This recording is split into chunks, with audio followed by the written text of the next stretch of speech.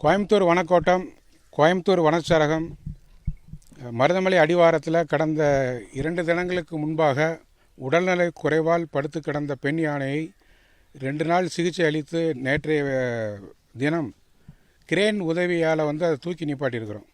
தூக்கி நிப்பாட்டினதுக்கப்புறம் நேற்றைய தினம் அந்த பெண் யானையானது தீவனம் உட்கொள்ள ஆரம்பித்திருக்கிறது.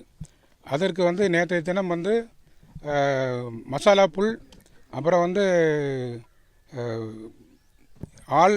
ஆள் அரச இலை, புளிய இலை, இந்த மாதிரி பழங்களை பொறுத்தளவில் அது தர்பூசணி போன்ற பழங்களெல்லாம் கொடுத்தோம். நல்லா சாப்பிட்ருந்தது.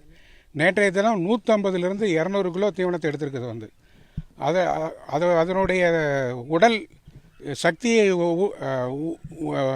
ஊட்டி ஒரு நாள் வைத்திருந்து அனுப்புனாங்கிறதுனால நேற்று காட்டுக்குள்ளே அனுப்பலை. அது அப்படியே கிரேன்லேயே அந்த பெல்ட்லேயே மாட்டி வச்சுருந்தோம்.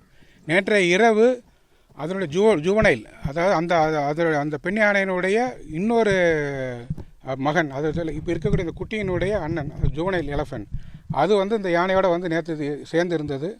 இன்று அதிகாலை 5 மணி அளவில் அந்த ஜுவனைல் எலஃபன் இதனுடைய குட்டியை அழைத்து கொண்டு காட்டுக்குள்ளே சென்றிருக்கிறது. இப்பொழுது பெண் யானையானது உடல்நிலையில் ஒரு நல்ல முன்னேற்றம் ஏற்பட்டுள்ளது. காலையிலிருந்து இதுவரைக்கும் இப்போவுமே கிட்டத்தட்ட 100 கிலோ அளவுக்கு பசுந்தீவனங்களை சாப்பிட்டுருக்கிறது. இப்போ 5 குழுக்களாக வனப்பணியாளர்கள் பிரிந்து அந்த ஜுவனைல் எலஃபண்டிய குட்டி யானையை கண்காணிக்கிறதுக்காக காட்டுக்குள்ளே அனுப்பப்பட்டிருக்கிறார்கள்.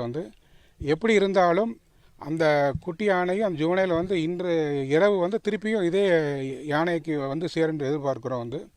அப்படி சேருகின்ற பொழுது இன்று இரவு அந்த ஜுவனைல் எலஃபண்ட் குட்டி யானையோட இந்த யானையை அனுப்புறதுக்கான ஒரு ஆயத்த பணியை மேற்கொண்டிருக்கிறோம்.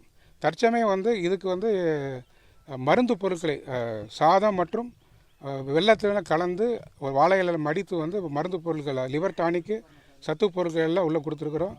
அதுக்கு குடல் புழு மருந்து தர்பூசணி பழத்தில் வச்சு அளித்திருக்கிறோம். தற்சமயம் பெண் யானையினுடைய உடல்நிலை நல்ல முன்னேற்றம் கண்டுள்ளது. நன்றி. தானாக நிற்கிற அளவுக்கான அந்த ஸ்டெபிலிட்டி வந்துருச்சாங்க சார்? ஆமாம், இது தானாக நிற்கிறதுக்கு நேற்றே ஓரளவுக்கு அந்த ஸ்டெபிலிட்டி நின்றுது. இன்றைய தினம் அது கெட்டப்பட்டிருக்கிற அந்த பெல்ட்டை அதனுடைய இறுக்கத்தை தளர்த்தி விட்டுருக்குறோம். அதனால் பெல்ட்டினுடைய சப்போர்ட் இல்லாமலே அது முன்னாலே நடந்து கொண்டு இருக்கிறது. இப்போ எனர்ஜி கூடியிருக்குது. சார், நீங்கள் கொடுக்கக்கூடிய உணவுகளை எடுத்துக்கிறதா சார், இல்லை சாப்பிடும்? ஆமாம், அதில் நேற்று 150லேருந்து 200 கிலோ பச்சை புல்லு சாப்பிட்ருக்குது. இது உண்மையில சிக்னிஃபிகண்ட். செய்திகளை உடனுக்குடனும் துல்லியமாகவும் தெரிந்து கொள்ள சப்ஸ்கிரைப் பண்ணுங்க.